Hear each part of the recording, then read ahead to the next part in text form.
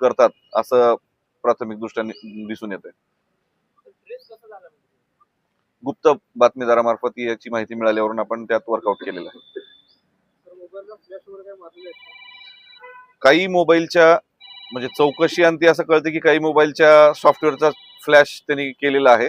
आता अजून त्याचा टेक्निकल तपास होणं बाकी आहे. त्याच्यानंतरच आपल्याला एक्झॅक्ट सांगता येईल किती मोबाईलचा सॉफ्टवेअर त्यांनी बदलला आणि किती मोबाईलचा अजून नाही बदलला. सध्या आरोपी एक अटक आहे, अजून 2 फरार आहेत.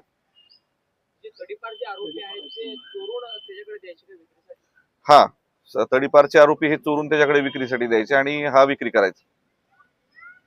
सर, हे ज्यांचे मोबाईल आहेत त्यांना मी प्रक्रिया कशी असणार आहे, म्हणजे कसं हँडओव्हर करणार आपण? आता त्याच्या IMEI वरून आपण काही मोबाईलच्या बाबतीत आपल्याकडे गुन्हे दाखल आहेत, काही मोबाईलच्या बाबतीत आपण आता आज रिसेंटली गुन्हे दाखल केलेले आहेत. त्याच्या IMEIच्या आधारे आपण त्याच्या मालकांचा शोध घेऊन त्यांच्यापर्यंत पोहोचून मग त्यांना ते हँडओव्हर करण्यात येतील.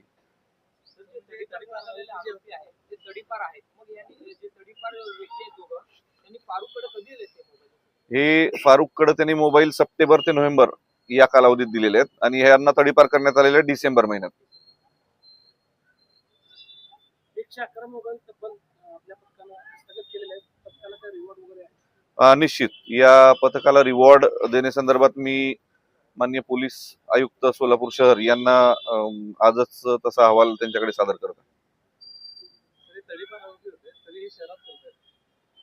नाही, हे मोबाईल हे जे विकत घेतलेले आहेत हे साधारण सप्टेंबर, ऑक्टोबर आणि नोव्हेंबर या 3 महिन्यात विकत घेतलेले आहेत आणि हे तडीपार आरोपी तडीपार डिसेंबर मध्ये झालेले आहेत. त्याच्यामुळे तसं तर काही अजून निदर्शनास आलेलं नाही. जर तसं निदर्शनास आलं की ह्याच्यामधला कुठला मोबाईल नंतर या लोकांनी यांच्याकडे दिलेला आहे आणि इथं त्यांचं लोकेशन असेल तर निश्चित त्याच्यामध्ये मुंबई पोलीस कायदा कलम 142 नुसार वेगळा गुन्हा पण दाखल करण्यात येईल.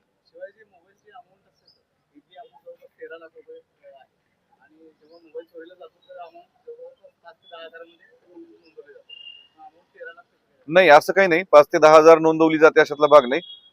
मोबाईल धारक जी रक्कम सांगेल त्यानुसार आपण गुन्हा दाखल करतो आणि अदरवाईज आपण ऍव्हरेज 10,000 रुपये म्हणजे ज्याच्यामध्ये अजून गुन्हा पण दाखल नाही किंवा ज्याच्या मालकाचा आपण अजून ऍड्रेस कन्फर्म नाही किंवा मालक अजून निष्पन्न केलेले नाहीत अशा गुन्ह्यात आपण ऍव्हरेज 10,000 रुपये असे पकडतो.